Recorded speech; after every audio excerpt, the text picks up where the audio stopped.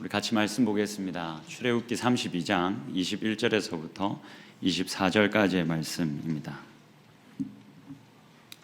출애굽기 32장 21절에서부터 24절까지의 말씀입니다. 한 절씩 교독하면 좋겠습니다. 제가 먼저 읽겠습니다. 모세가 아론에게 이르되 이 백성이 당신에게 어떻게 하였기에 당신이 그들을 큰 죄에 빠지게 하였느냐. 내 주여 도와주옵소서. 이 백성이 악함은 당신이 아나이다. 그들이 내게 말하기를 우리를 위하여 우리를 인도할 신을 만들라. 이 모세 곧 우리를 애굽 땅에서 인도하여 낸 사람은 어찌 되었는지 알 수 없노라 하기에 내가 그들에게 이르기를 금이 있는 자는 빼내라 한즉 그들이 그것을 내게로 가져왔기로 내가 불에 던졌더니 이 송아지가 나왔나이다. 아멘. 오늘 함께 이 송아지가 나왔나이다. 제목이 조금 이상하기는 하지만요. 함께 이 말씀을 좀 나눠보면 좋겠습니다. 제가 보통 설교 제목 정할 때 본문에 있는 말씀을 그냥 그대로 가져와서 제목을 정하는 걸 좋아합니다. 그래서 사실 원래 제목이 따로 있었는데 오늘도 그냥 본문에 있는 내용대로 하면 좋겠다 해서 이 송아지가 나왔다라는 걸 그대로 가져와 봤는데 좀 이상하실지는 모르겠습니다. 근데 이게 아론이 모세에게 한 변명입니다. 출애굽기 32장은 여러분들이 너무 잘 아시는 본문이라 생각합니다. 네. 아론이 모세에게 얼토당토않게 이런 변명을 했습니다. 그래서 이 변명의 의미가 무엇인지, 이게 어떤 의미를 가지는지가 오늘 핵심이라 약간은 웃길 수 있지만 제가 그냥 그대로 가져와 봤습니다.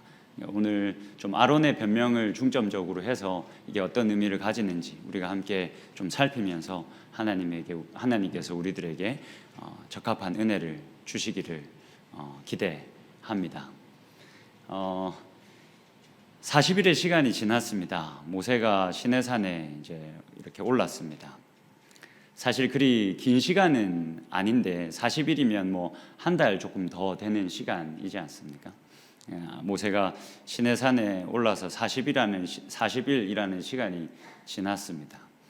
이스라엘 백성들이 모세가 이제 더디 내려오자 점점 궁금해지기 시작했습니다. 이 사람은 올라갔는데 시내산 위로 꼭대기로 올라갔는데 왜 내려오지를 않는가? 그래서 이 사람 저 사람이 이제 수군거리기 시작했습니다. 왜 안 내려올까? 언제 내려올까? 도대체 어쩌자고 아직 내려오질 않나? 수군거리기 시작했습니다. 근데 곧 그런 수군거림들은 이스라엘 백성 전체에 불안으로 번져 버렸습니다. 그래서 이 사람들이 아론을 곧장 찾아서 달려갑니다. 사람들을 모으고 이제 아론을 찾아갔습니다. 아론이 모세를 지금 대신할 수 있는 유일한 사람이지 않습니까? 아론은 모세와 함께 계속 이렇게 출애굽한 이후로 모세의 곁을 지킨 사람이었습니다. 그래서 모세가 부재하면 그 역할을 대신할 수 있는 사람이 아론이었기 때문에 사람들이 수근수근 거리다가 결국은 불안이 커져서 함께 모여서 안 되겠다. 이대로 가만히 있으면 안 되겠다. 무슨 일이 난 것 같다. 라고 해서 같이 모여서 아론을 찾아갔습니다. 그래서 아론을 찾아가서 이렇게 물은 겁니다. 제가 1절의 말씀을 한번 읽어드리겠습니다. 오늘 본문에 속해져 있지는 않지만 32장 1절의 말씀입니다. 제가 좀 읽어드리겠습니다. 백성이 모세가 산에서 내려옴이 더딤을 보고 모여 백성이 아론에게 이르러 말하되 일어나라 우리를 위하여 우리를 인도할 신을 만들라. 이 모세 곧 우리를 애굽 땅에서 인도하여 낸 사람은 어찌 되었는지 알지 못함이니라. 이 사람들이 불안해서 아론을 쫓아가서 도대체 어찌 된 일인지를 묻고 우리들을 위해서 신을 만들라 라고 이야기를 했습니다.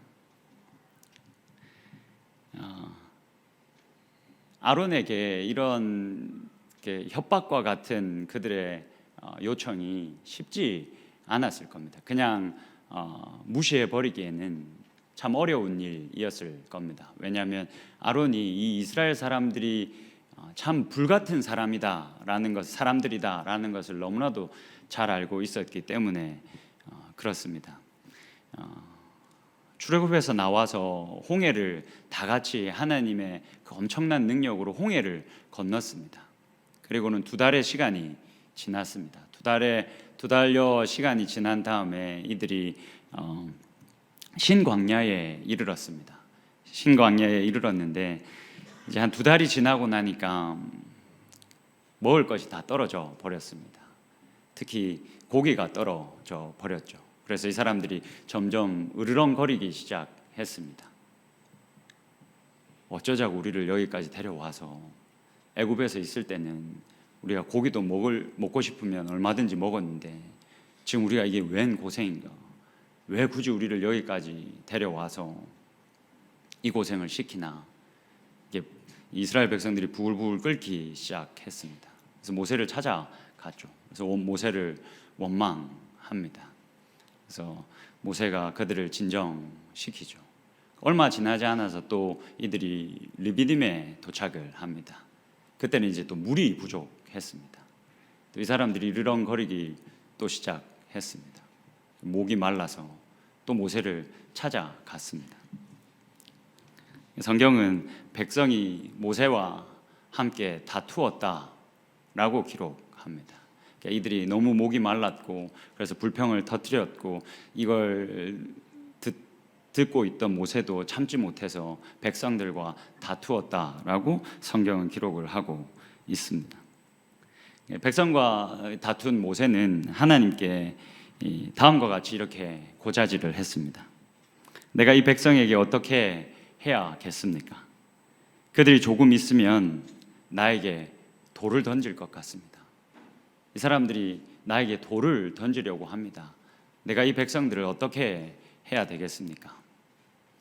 그러니까 이스라엘 백성들이 문제가 있어서 찾아 나올 때마다 고기가 없어서 배가 고파서, 물이 없어서 목이 말라서 자신을 찾아 나올 때마다 그냥 곱게 와서 이야기를 한 게 아니었던 것 같습니다. 목소리를 높이고 또 어떤 사람들은 심지어 돌을 손에 들고 조금만 더 마음에 안 들면 이 돌로 모세를 쳐버릴 것처럼 그렇게 모세에게 덤벼 들었던 것 같습니다. 여러분, 아론이 옆에서 이 모습을 다 지켜보고 있었습니다. 냄비같이 쉽게 막 끓어버리는 이 이스라엘 백성들을 이 아론은 너무나 옆에서 잘 지켜보았기 때문에 잘 알고 있었습니다. 그래서 모세에게 하던 것처럼 자신에게 이렇게 나와와서 모세가 지금 없으니까, 모세가 부재하니 우리들을 위해서 신을 만들라 라고 하는 그들의 요청을 쉽게 이 아론은 무시할 수가 없었습니다.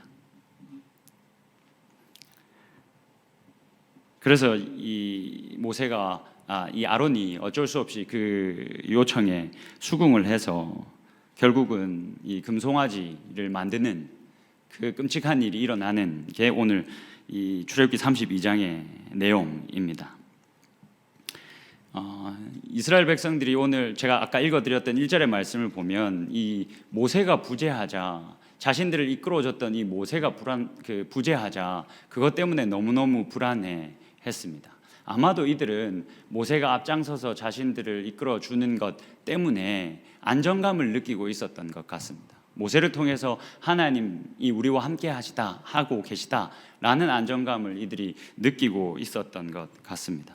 네, 이게 모세가 자기들 눈에서 사라지고 40일째 보이지 않자 이들이 불안했던 겁니다. 이러한 이들이 가지고 있던 불안이 이스라엘 백성들을 어떻게 만들었는지를 우리가 좀 살펴볼 필요가 있습니다. 6절의 말씀을 제가 한번 좀 읽어 드릴 텐데 한번 잘 들어보시면 좋겠습니다. 6절입니다. 이튿날에 그들이 일찍이 일어나 번제를 드리며 화목제를 드리고 백성이 앉아서 먹고 마시며 일어나서 뛰놀더라. 그러니까 이 아론이 겁이 나서 이 불같이 화를 내는 이스라엘 백성들이 무서워서 얼른 금송아지를 만들어서, 금송아지 신상을 만들어서 이들 앞에 떡하니 보여줬습니다.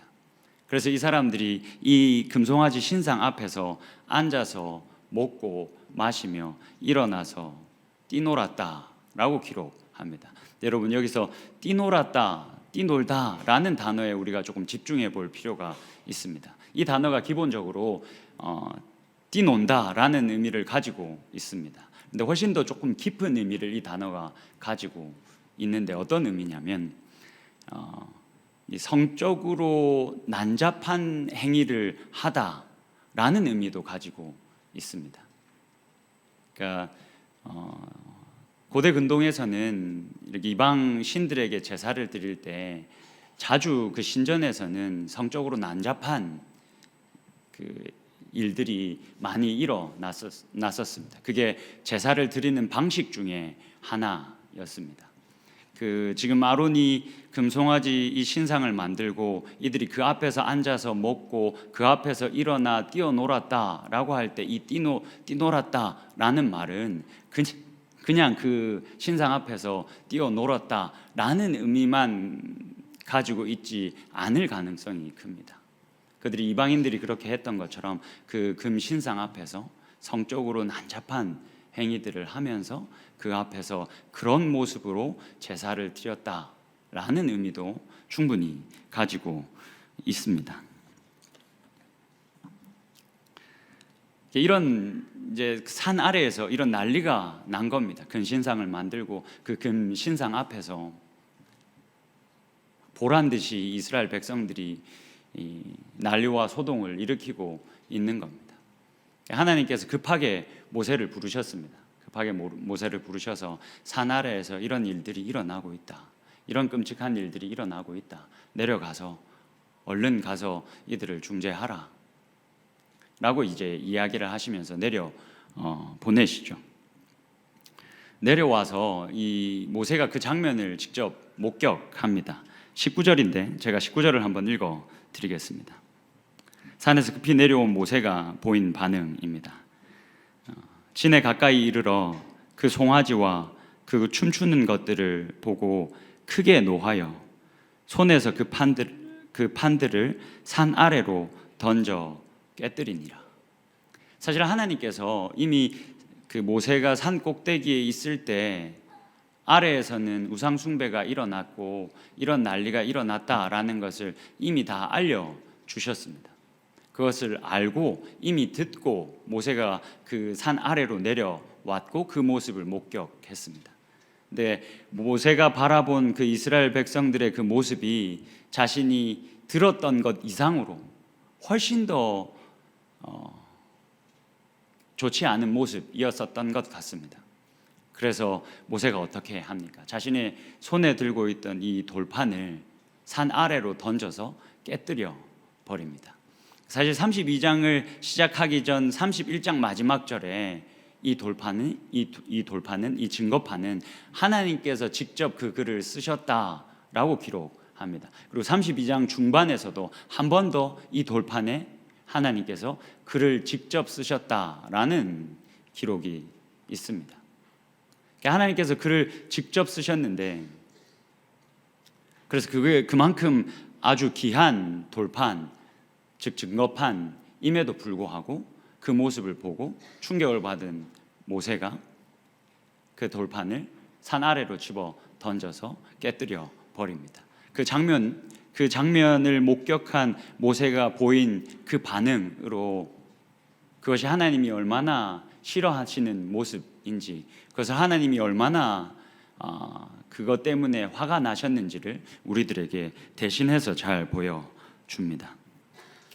모세가 하나님이 그렇게 하셨던 것처럼 모세가 이 화가 머리 끝까지 났습니다. 모세가 머리 끝까지 화가 나서 아론을 이제 막 몰아세우기 시작합니다. 그 장면을 한번 같이 보면 좋겠습니다. 21절입니다. 오늘 본문 21절입니다. 모세가 아론에게 이르되 이 백성이 당신에게 어떻게 하였기에 당신이 그들을 큰 죄에 빠지게 하였느냐. 그러니까 모세가 너무 화가 나서 아론에게 책임을 묻습니다. 이 백성들이 이렇게 할 동안, 이런 일을 벌일 동안 당신 뭐 했습니까? 도대체 당신은 어떻게 했길래 이런 일들이 우리들 가운데 있을 수 있습니까? 라고 이제 모세가 화가 나서 아론을 이렇게 몰아세웠더니 그 다음부터 아론이 변명을 하기 시작합니다. 22절과 23절의 말씀을 같이 한번 보면 좋겠습니다. 22절입니다. 아론이 이르되 내 주여 노하지 마소서 이 백성의 악함을 당신이 아십니다. 아론이 먼저 모세에게 공감을 좀 얻으려고 합니다. 뭐라고 합니까? 이 백성들의 악함을 당신도 너무 잘 알고 있지 않습니까?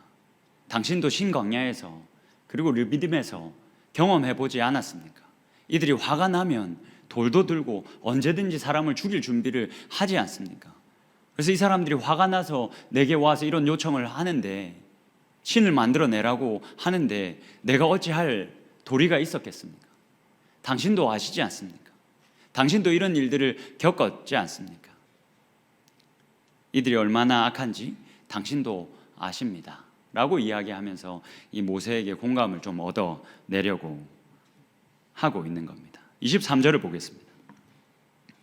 그들이 내게 말하기를 우리를 위하여 우리를 인도할 신을 만들라. 이 모세 곧 우리를 애굽 땅에서 인도하여 낸 사람은 어찌 되었는지 알 수 없노라 하기에, 그들이 내게 말했습니다. 우리를 위하여 우리를 인도할 신을, 이제 모세가 없으니까, 모세가 우리들 눈에 보이지 않으니까 이제 우리를 인도하여 줄 그 신을, 우리들 눈에 보이는 그 신을 만들어 내십시오. 그런 신을 우리들 눈에 있게 해서 우리가 가지고 있는 이 불안을 좀 없애 주십시오 라고 이야기를 하고 있는 거죠. 제가 이 말씀이 이 변명이 어떤 의미를 가지는지 여러분들의 이해를 조금 도와드리기 위해서 글을 하나 가져왔습니다. 이 글을 같이 한번 보시면 좋겠습니다. 여러분들이 한번 읽어주시면 좋겠습니다. 같이 읽겠습니다. 시작.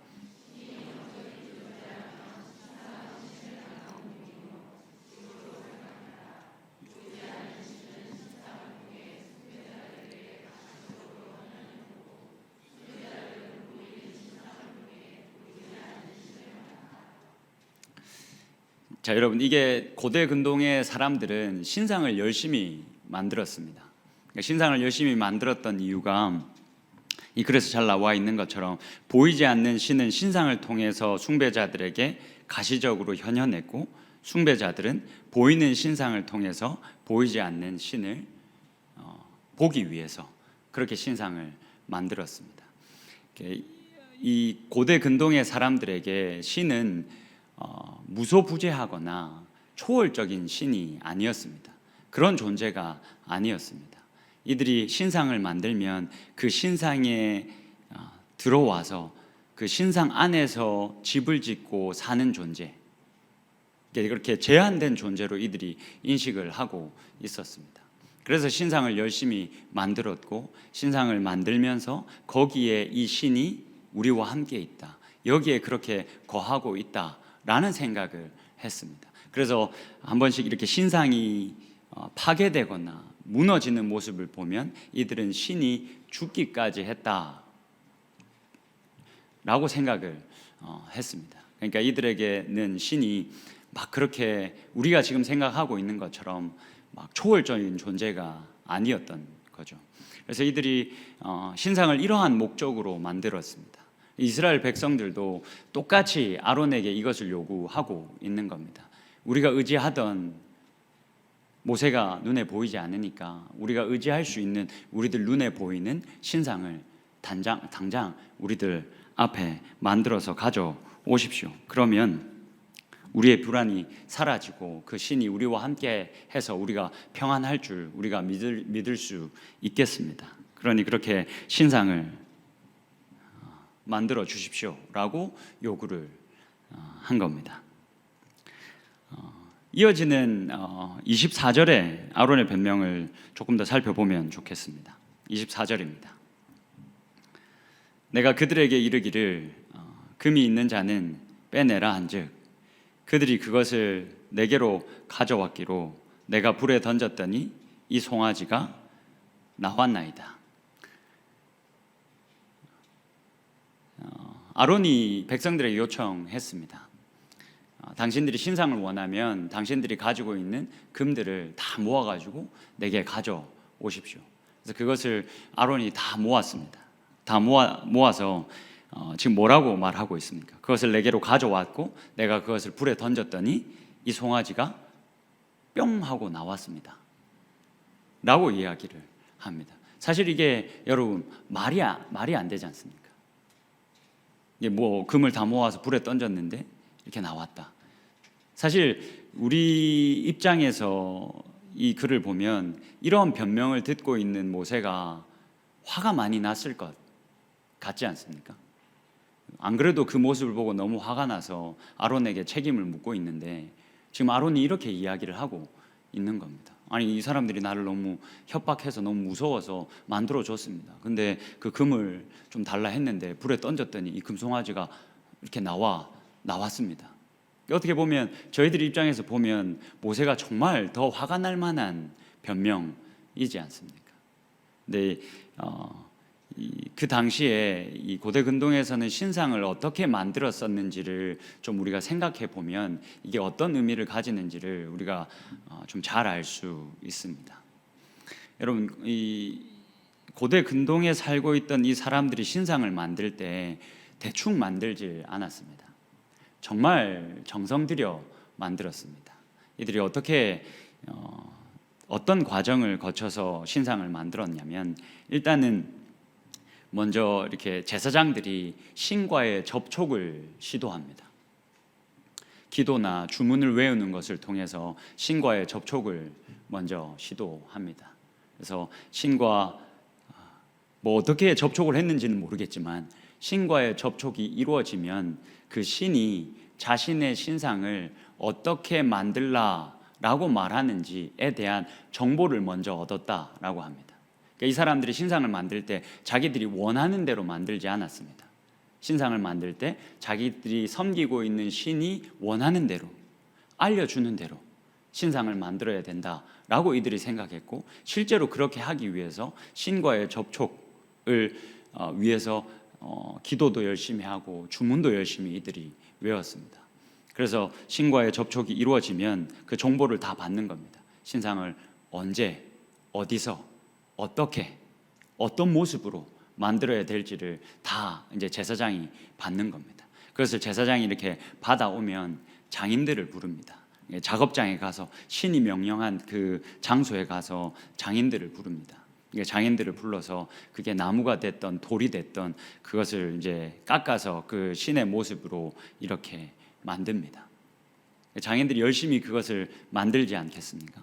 만들면 그 다음에 이 작업장에서 어디로 가냐면 강가로 갑니다. 강가로 이 신상을 이제 가지고 가서 어떤 일을 하냐면 그 작업장에서 이 신상을 만들 때 사용했던 도끼나 망치나 목 같은 것들을 강가로 다 던져 버립니다. 이게 그 신상을 만들 때 사용했던 것들을 싹 다 모아서 이게 숫양의 허벅지에다가 넣어가지고 강가에 버렸다고 합니다. 여러분 왜 그랬을까요? 이 신상을 만들 때 인간의 손이 닿은 것이 아니다 라는 뭐라 그럴까요? 그런 의식이었던 겁니다. 이것은 우리가 만든 게 아니라 신이 직접 임한 거다라는 것을 기억하고 그것을 강조하기 위해서 이런 의식들을 한 겁니다. 강가에 가서 이제 그때 사용했던 모든 물건들을 강가에 다 던져 버립니다. 그 다음에 이제 강가에 있던 것들을 이제 이 광장으로 가지고 옵니다. 광장으로 가져와서는 이제 성소에 이 신상을 드릴 것을 준비하는데 그 성소에 들어가기 직전에 어떤 일을 하냐면 그것을 깎아 만들었던 장인의 손을 묶습니다. 장인의 이 손을 묶고 이 장인의 손을 자르는 의식을 진행합니다. 실제로 자르지는 않았다고 합니다. 근데 그렇게 진짜 이렇게 흉내를 내면서 이 장인의 손을 잘라버리는 의식을 진행했다고 합니다. 이것도 마찬가지로 이렇게 신상을 만드는 데 있어서 그 신상의 신성을 극대화하기 위해서 인간이 만들었다라는 것을 지워버리기 위해서, 그런 내용들을 지워버리기 위해서 이런 의식들을 계속 진행을 했다라고 합니다. 그렇게 이제 다 그런 의식이 끝난 신상들은 이제 신전으로 옮겨져서 신처럼 받들어졌던 겁니다. 인간의 개입이 있었다라는 것을 반복적으로 이렇게 제거하면서 이 신상이 가지고 있는 신성을 극대화하는 것, 이들이 신상을 만들 때 제일 많이 중점을 더 두었던 일입니다. 그래서 여러분, 이 아론도 지금 그 이야기를 하고 있는 겁니다. 지금 모세에게만 아마도 아론은 모세에게만 이 이야기를 한 건 아닐 겁니다. 내가 금을 다 모아서 받았는데 그것을 불에 던졌더니 송아지 한 마리가 나와버렸습니다. 이 말을 모세에게만 한 건 아닐 겁니다. 아마도 이스라엘 백성들에게도 똑같이 그렇게 했을 겁니다. 이건 우리가 만든 게 아니라 아마 아론은 장인의 손을 빌려서 그 금을 모은 다음에 그것을 깎아서 이 송아지를 만들었을 겁니다. 근데 그런 인간의 개입을 다 지워버리고 그 신상의 신성을 극대화하기 위해서 모세에게 뿐만이 아니라 우리가 이 모은 금을 불에 던졌더니 이렇게 신상이 나왔습니다. 그러니 여러분, 이것 보시고 더 이상 불안해하지 않으셔도 됩니다. 이 금송아지 신이 우리와 함께 합니다. 그러니까 그만 불안해 하십시오. 이 신이 우리와 함께 합니다 라고 말하면서 아마 이스라엘 백성들을 안심시켰을 것이고, 그 변명을 동일하게 모세에게도 한 것으로 보입니다.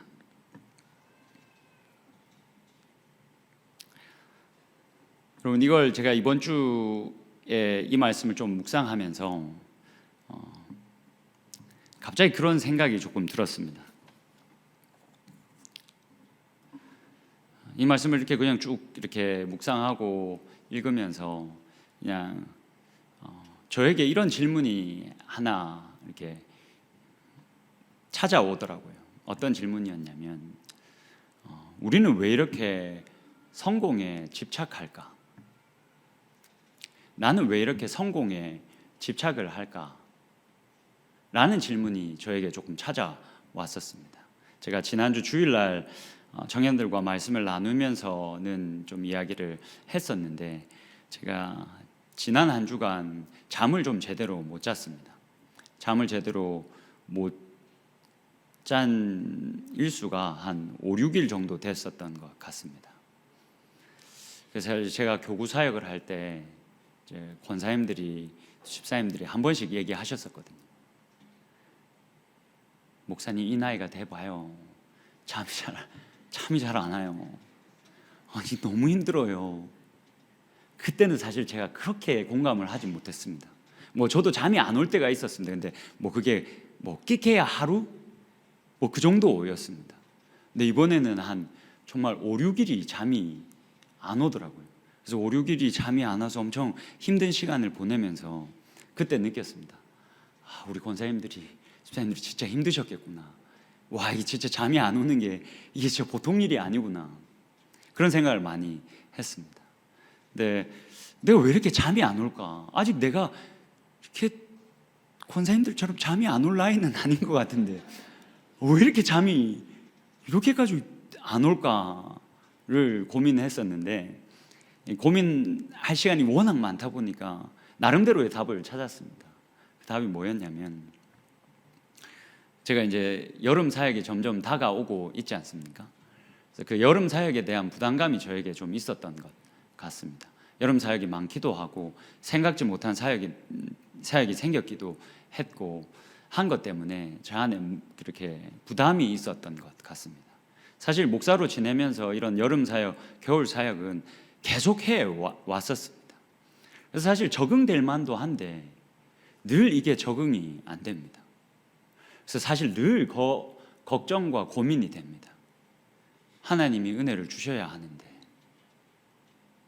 하나님이 은혜를 주셔서 여름 사역에 참여한 사람들이 은혜를 받아야 되는데, 그래서 하나님이 나타나셨다고, 하나님이 일하셨다고, 그런 고백들이 있어야 될 텐데 라는 걱정과 고민들이 할 때마다 매번 됩니다. 근데 사실 할 때마다 하나님께서 나타나셔서 하나님이 일을 하셨거든요. 하나님이 은혜를 주셨거든요. 근데도 참 믿음이 없어서 이게 매번 이렇게 사역이 앞에 있으면 불안하더라고요. 근데 이번에는 그 불안이 되게 컸는지 제가 이렇게 5일 막 6일 이렇게 잠을 못 잔 적은 없었는데 이게 잠이 안 오더라고요. 그래서 제가 그런 생각을 했습니다. 내가 어떤 이런 사역적인 성공에 집착을 하고 있는 걸 수도 있겠다. 여러분 그렇지 않습니까? 어쨌든 사역이 잘 돼야, 우리가 하는 일이, 어떤 일들이 잘 돼야 우리가 늘 그렇게 고백하지 않습니까? 하나님이 함께 하셨다고, 하나님이 일하셨다고, 하나님이 그때 하나님의 능력을 나타내셨다고, 우리가 그렇게 늘 고백하지 않습니까? 그래서 제가 그 성공에 계속 집착을 하더라고요. 여러분들에게 같이 이 질문을 조금 나눠봐도 좋겠다라는 생각을 했습니다. 우리 자주 그렇게 살아가고 있지 않습니까? 여러분들은 어떠십니까? 자녀들이 좋은 대학을 가면 우리는 고백합니다. 하나님의 은혜로 이루어졌다고, 하나님이 은혜를 베풀어 주셨다고, 하나님께서 능력을 우리 아들에게, 우리 딸에게 주셨다고, 나의 자녀가 좋은 회사에 취업을 했습니다. 좋은 사람을 만나서 결혼을 했습니다. 보란 듯이 어깨 펼 수 있을 만큼 좋은 조건의 사람, 좋은 조건의 회사, 그렇게 들어가고 그렇게 결혼도 했습니다. 그러면 우리는 늘 그렇게 고백합니다. 하나님의 은혜라고, 하나님의 능력이라고. 그런데 여러분, 만약에 우리들의 자녀들이 좋은 대학에 가지 못했습니다. 원하던 회사에 가지도 못했습니다. 내가 기대했던 배우자를 만나지도 못했습니다. 그런 일들이 우리들 가운데 많이 있지 않습니까? 여러분, 그러면 그럴 때는 하나님은 어디에 계시는 겁니까? 그때는 하나님의 능력이 도대체 어디가 있는 겁니까? 그때는 하나님의 능력이 잠시 사라진 겁니까? 아니면 하나님이 눈을 감고 그것을 보지 못하신 겁니까? 하나님의 능력은, 하나님의 일하심은, 하나님의 존재는 그 신상이 눈앞에 있건 없건, 그 어떤 이 성막이 그 자리에 있건 없건, 지성소가 그곳에 있건 없건, 하나님의 존재와 하나님의 능력과 하나님의 임재는 변함이 없지 않습니까? 우리의 인생이 굽어 도는 것 같은 시간을 우리가 보낸다 할지라도 그때에도 우리 하나님은 전능하신 하나님이시지 않습니까? 근데 왜 우리는 뭔가 잘 되었을 때만, 세상적인 기준에서 뭔가 잘 되었을 때만, 왜 그때만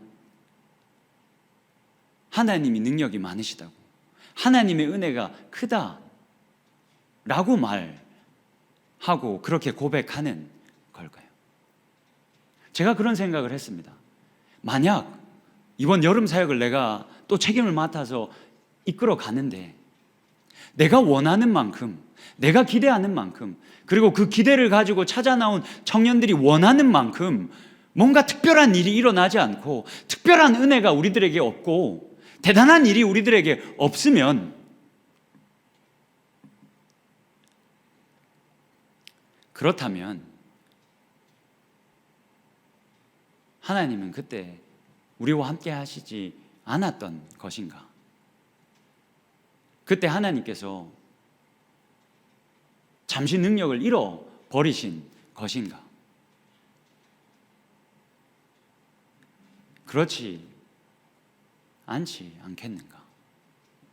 하나님은 변함없이 그 가운데서도 내 기대가 충족되지 않은 그 상황 속에서도 어떻게 보면 세상적인 기준에서 실패라고 여겨질 수 있는 그 현장과 그 상황 속에서도 하나님은 변함없이 일하시는, 여전히 능력으로 일하시는 신실하신 하나님이시지 않는가?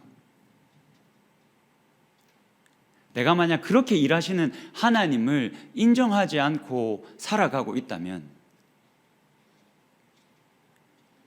내 기준과 내 만족과 상관없이 하나님은 변함없이 일하시고 하나님께서는 끝내 선을 이루실 것이다 라는 믿음이 내 안에 없다면 얼른 신상을 내 눈앞에 만들어 내십시오. 그래서 그 신상을 보면서 여호와 하나님의 임재를 오히려 제한하고 가두어 놓으려고 했던 이스라엘 백성들과 내가 전혀 다를 바가 없지 않는가? 여러분 그렇지 않습니까? 이스라엘 백성들은 이렇게 신상을 만들어서 거기에 하나님이 임재하면 그로부터 우리는 평안을 누릴 수 있다라고 생각을 했습니다. 근데 실상은 어떠했습니까? 무소부재하신 그 여호와 하나님을 신상, 그 조그마한 신상을 만들어 놓고 말도 안 되는 금신상을 만들어 놓고 거기에 신의 존재를 가둬 놓으려고 했습니다. 신의 능력을 제한하려고 했던 게 이 우매하고 어리석은 이스라엘 백성들의 모습이었습니다. 여러분 만약 우리가 성공에만 하나님의 능력이 있고 성공에만 하나님의 임재가 있다라고 우리가 고백하고 살아간다면 우리는 우리가 섬기고 있는 이 여호와 하나님의 그 크신 능력을 제한하고 가둬놓고 있는 건지도 모릅니다. 철저한 나의 실패 속에서도 내 기준에서, 세상의 기준에서 모두 다 이건 실패다, 우리가 쓰러졌다, 넘어졌다 하는 그 상황 속에서도 위대하신 여호와 하나님은 여전히 일하고 계십니다. 오히려 그 약한 데서 하나님의 능력은 온전해진다라고 이야기하고 있습니다.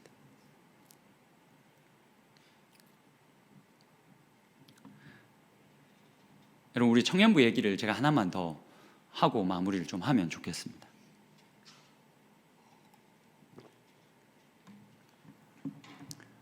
작년 겨울 수련회를 제가 준비하면서 저희 청년 중 이제 결혼을 해서 저희 공동체에서 만나서 결혼을 하고 이제 부부교구에 올라가는 커플이 있었습니다. 그래서 제가 그 형제에게 부탁을 했습니다. 네가 이 겨울 수련회를 책임 맡아서 준비를 해주고 마지막 선물로 청년들에게 이 동계 수련회를 선물하고 부부교구로 올라가면 좋겠다. 많이 바쁘지만 책임을 맡아서 이것을 좀 준비하고 잘 이렇게 진행을 해주면 좋겠다. 할 수 있겠냐라고 물어봤더니 흔쾌히 자기가 하겠다라고 나서 줬습니다. 그래서 이 친구가 정말 훌륭하게 잘 준비하고 동계 수련회를 이끌어 줬습니다.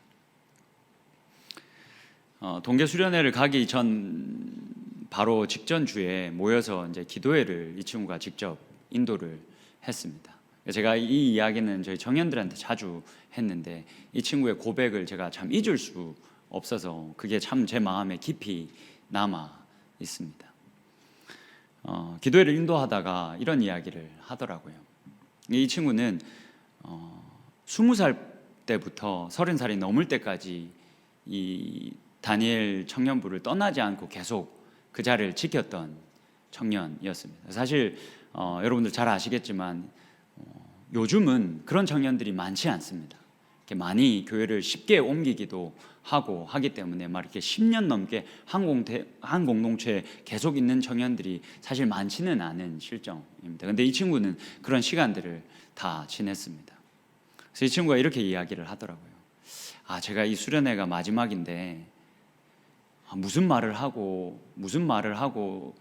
말을 좀 청년들에게 남기고 떠나야 할까를 고민해봤다 그러더라고요.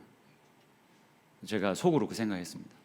그렇게까지를 바란 건 아닌데 너무 멀리 가는데 라는 그렇게까지 뭐 또 말을 남기고 이럴 것까지는 아닌데 이런 생각을 했었습니다. 이 친구가 뭐라고 이야기를 하냐면, 나는 20살 때부터 이 모든 시간을 다니엘 청년부와 함께 했습니다. 좋을 때도 있었고 나쁠 때도 있었고 기쁠 때도 있었고 진짜 막 힘들 때도 있었습니다. 근데 그 시간들을 다 지나고 이제 부부격으로 올라가야 될 때가 돼서 이렇게 뒤를 돌아보니까 제가 할 수 있는 말은 딱 이 한마디밖에 없습니다. 여러분, 이 청년이 뭐라고 했는지 아십니까? 뭐라고 마지막 말을 남겼는지 아십니까? 하나님이 신실하십니다.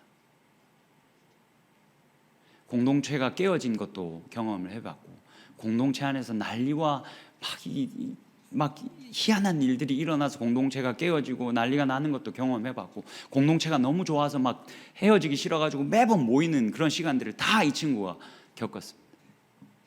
근데 뒤를 돌아보니 그 모든 시간들을 하나님께서 다 함께 하셔서 그 실패까지도 하나님께서 다 일하셔서 우리를 여기까지 이끌어 오셨다. 그러니 내가 할 수 있는 유일한 한마디는 하나님이 참으로 신실하신 분이시다. 참, 누가 청년부 담당 교육자인지 이게 참. 여러분, 그렇지 않습니까? 우리의 인생 중에 참으로 구보도는 시간들이 진짜 많이 있었지 않습니까? 제가 장례식을 한번 가는데 그때 배재기 장로님께서 제게 이런 이야기를 하시더라고요.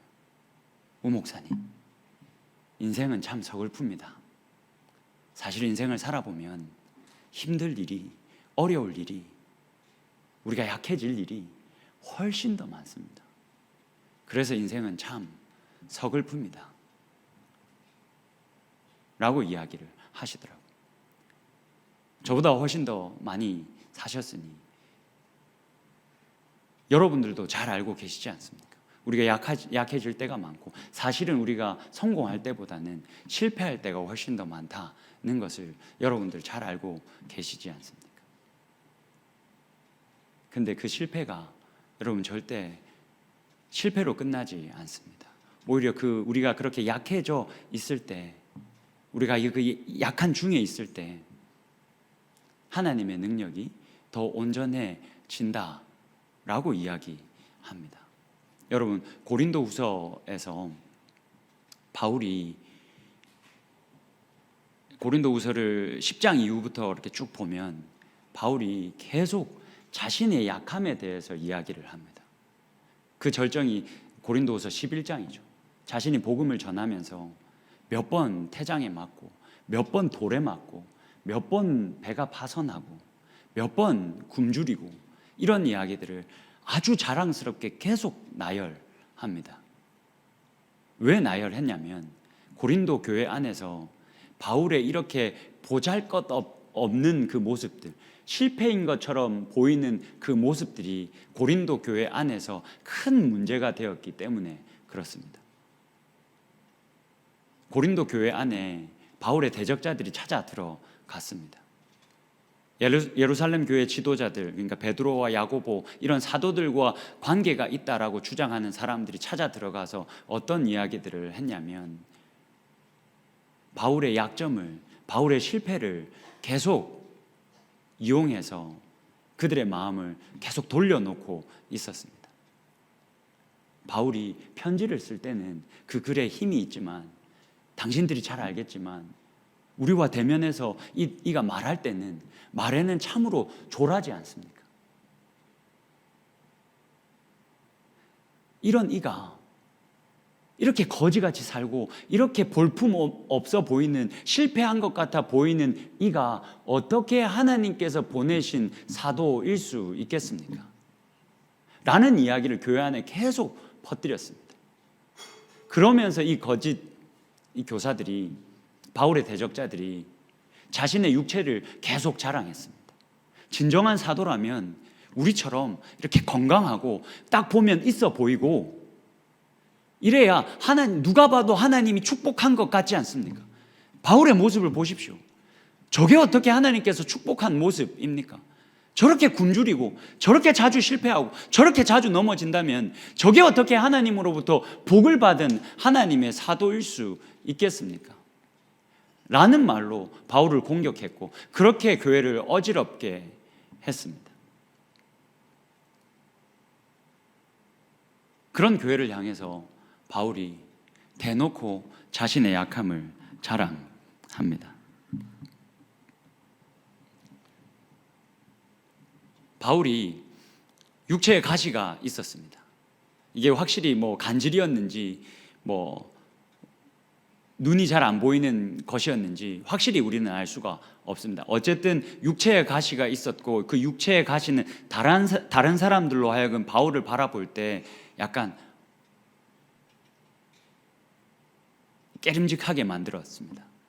바울의 모습이 그렇게 보기 좋은 모습이 아니었습니다. 바울이 가지고 있던 이 육체의 가시 때문에. 그래서 이걸 좀 없애달라고 바울이 3번이나 하나님께 구했습니다. 그런데 하나님께서 그 기도에 응답해 주시지 않았습니다. 다른 사람들에게도 보란 듯이 보여줘야 되지 않겠습니까? 하나님 이것 좀 없애주십시오, 고쳐주십시오 라고 기도했는데 하나님이 응답하지 않으셨습니다. 그 이야기를 꺼내면서 바울이 이렇게 말합니다. 고린도후서 12장 9절에서부터 10절 말씀입니다. 나에게 이르시기를 내 은혜가 너에게 족하도다. 하나님의 그 은혜가 바울 너에게 족하도다. 이는 나의 능력이, 하나님의 그 능력이 약한 데서 온전하여 짐이라 하신지라. 그러므로 도리어 크게 기뻐함으로 나의 여러 약한 것들에 대하여 자랑하리니 이는 그리스도의 능력이 내게 머물게 하려 함이라. 그러므로 내가 그리스도를 위하여 약한 것들과 능력과 궁핍과 박해와 곤고를 기뻐하노니 이는 내가 약한 그때에 강함이라. 내가 실패한 것 같은 그때에도 하나님은 강하시다. 그때에도 하나님은 일하신다. 그때에도 하나님은 임재하신다. 그렇기 때문에 능력과 궁핍과 박해와 곤고도 나는 이제 기뻐한다. 여러분, 이게 그리스도인들이 가져야 할 특권이지 않습니까? 누려야 할 특권이지 않습니까? 우리들의 실패도, 우리들의 연약함도 하나님의 그 강하심을, 하나님의 그 능력 많으심을 숨길 수 없고 가릴 수 없다라는 사실을 우리가 기억하고, 그 신실하신 하나님께서 끝내는 선을 이루실 것이다. 나의 약함 가운데서도 하나님의 그 강함을 드러내실 것이다 라는 것을 기억하면서 우리도 바울과 같이 우리의 약함을 오히려 자랑하고, 그 공고나 박해나 기근이나 핍박이나 이런 것들을 아무렇지도 않게 가뿐하게 넉넉히 이기며 그 상황 속에서도 하나님께 영광을 올려드리며 살아갈 수 있는 저와 여러분이 될 수 있기를 주님의 이름으로 축복합니다.